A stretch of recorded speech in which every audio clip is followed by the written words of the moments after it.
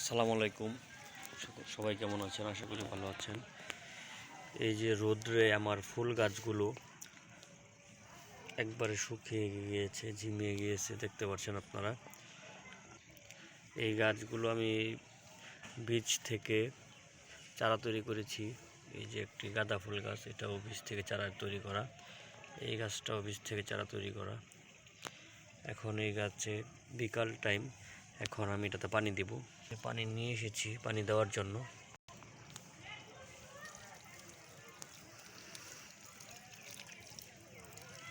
পানি দিলে গাছগুলো সতেজ থাকে, যেটাতেও পানি দিয়ে দেব। এগুলো চারা টপে লাগানোর উপযুক্ত হয়নি এখনো, আর কয়েকদিন পরে টপে লাগাবো ইনশাল্লাহ। এই যে এখানে একটা ফুল গাছ আছে, এই ফুল গাছটিতে পানি দিয়ে দিব,